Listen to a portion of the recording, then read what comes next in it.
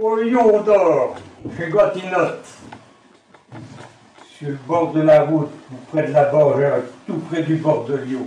C'est manqué une bonne ouvrage, et vous auriez bien grand tort de la juger sur l'apparence. C'est vrai qu'au premier abord, on y donne bien d'importance. Mais si le clou et la maison n'ont pas l'air de payer une mine, c'est tout de même pas une raison pour ne pas en goûter la cuisine. Essayez donc un brin, et vous verrez comment une auberge de rein est si bien achalandée. Il est même d'un si bon nom qui va du monde et de la ville. On entend le train qu'ils font avec les automobiles, qui pointent et qui fêtent du feu. Il y en a d'autres qui sont en véloce. Et tout ça des gars de bon jeu, et puis qui ne boutent point à la noce. Jusqu'à des monsieurs de Paris, quand c'est l'été qui y viennent, pour se promener dans le pays et se reposer de 3 semaines.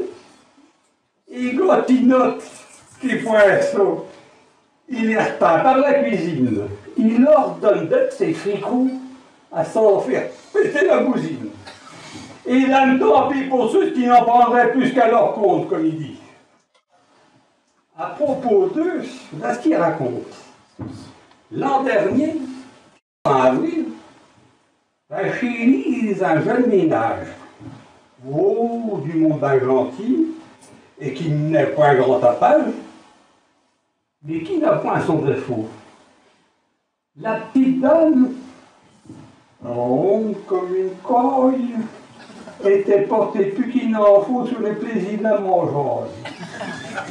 Elle n'avalait sa fromme en des assiettes si pleines qu'on eût cru à tout moment qu'elle gelait depuis une semaine. Un soir donc, qu'on leur servait ben fricassés en la poêle, des têtes de chouvard, tout frais, des piochons comme on appelle. Elle eut un tel appétit à avaler ce légume, et que la du haut du ventre, il tendit comme un bestiau galant fume. Sur les coups de minuit, la vient qui se met à croyer. Joseph, Joseph, passe-moi le pot bien vite, j'ai les bouillons de renvoyer. Joseph, il fait qu'un saut, c'est de là, point d'allumette. Il cherche sous le lit, point de pote. Et on te croyait sous les pointes, et là, mon Dieu, je ne peux plus résister. Oh, pour sûr, je ne peux plus durer. Faut pas vite que j'aille aux commodités. Là-dessus, en galinette, là va déjà sauté. Mais son ami l'arrête. Je veux point que tu sortes, il dit.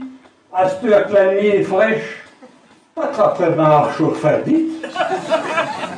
Là-dessus, le v'là qui se dépêche. À tantôt, ben entendu. Le v'là arrivé à la cuisine. Au mur, d'où sont pendus les casseroles et les bassines. Il en prend une au jugé. Et elle remonte bien vite à sa femme pour qu'elle puisse se soulager. Il n'y glisse ça direct dans le lit, comme pour bassiner le matelas. Mesdames, une fois la casserole descendue, quand il veut se remettre dans les draps, il retrouve la casse en fondu. Ben, quel bon tout à fait, comment tout à fait qu'il y dit? Eh ben, dans le poêlon, qu'il n'y réplique, même qu'il avait le beau bain fait.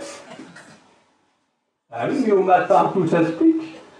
Avait-il pour chercher censément la nuit nouée? En fait, casserole avait-il pour les crocheter? Un pense, oui. Eh bien, ça, vous avez compris?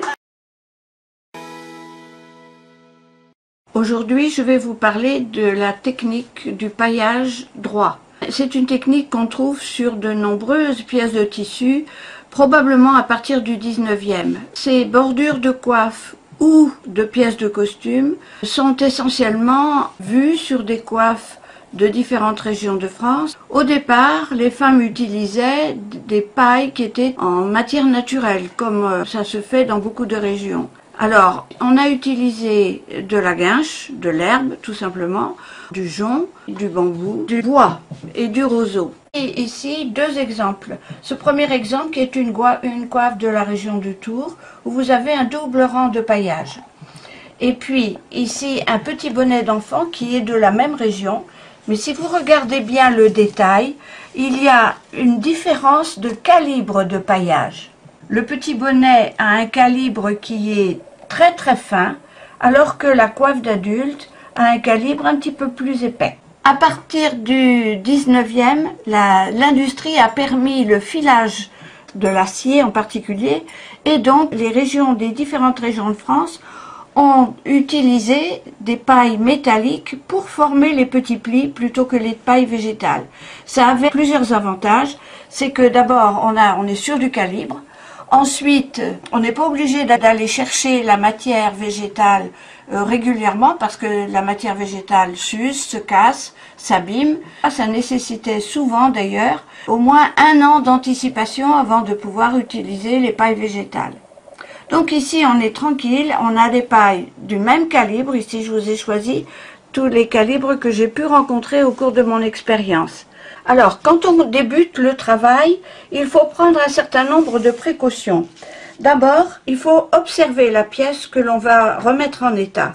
Cette partie ici, avec un rang ou 2 rangs, la visagière de la coiffe. Si vous remarquez bien, ici, c'est un paillage droit, mais si vous comparez avec le bonnet du petit bébé, vous remarquez que le paillage est tellement fin qu'on ne le voit pas une fois l'ouvrage terminé. Regardez le petit fil de maintien des pailles. C'est ce qui va permettre de soutenir le paillage un peu plus longtemps que l'humidité du temps le permet. Si vous regardez bien ici aussi, ce petit fil, il existe. Et là, une fois que mon ruban de dentelle est bien amidonné, je vais l'étaler sur ce tissu blanc. Et avec le tissu blanc, je vais faire buvard. Alors, j'utilise ce petit outil que vous avez dû connaître sur le premier reportage. C'est toujours ma pince de crabe qui me permet de lisser la dentelle sans l'user et sans la déchirer. Donc, je vais repasser la dentelle. Mais, je ne vais pas la repasser dans ce sens-là. Je vais maintenir ce repassage-là de manière à ne pas retrécir la largeur de la dentelle. Et je vais procéder au décollage délicatement. Alors, j'ai préparé mon plan de travail, mon chemin de travail. J'ai placé 2 rubans parallèles avec la distance qui correspond à la largeur de ma dentelle, plus quelques centimètres. J'ai fixé une butée. J'ai épinglé l'amorce de la dentelle sur le plan de travail.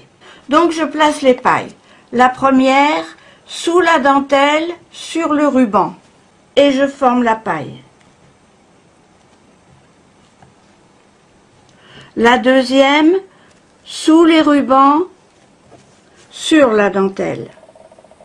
Et je vais travailler comme ça jusqu'à cette limite-là en procédant de la même manière. Sous la dentelle, sur les rubans. La difficulté du travail, c'est de garder bien le parallèle dans l'extrémité de la dentelle par rapport au ruban. C'est également de toujours prendre la même quantité de tulle et de bien recouvrir la paille qui se trouve sur le tulle.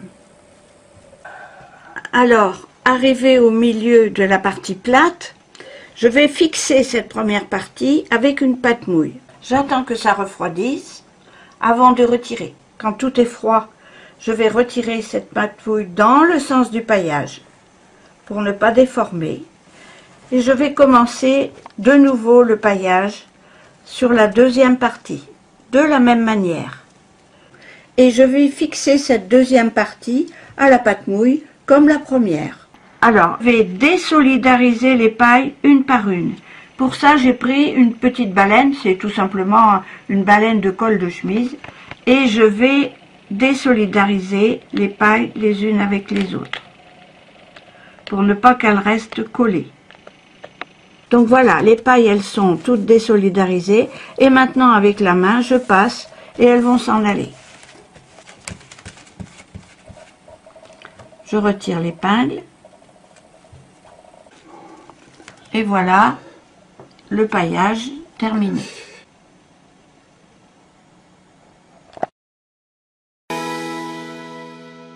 Voici la ronde Gascogne.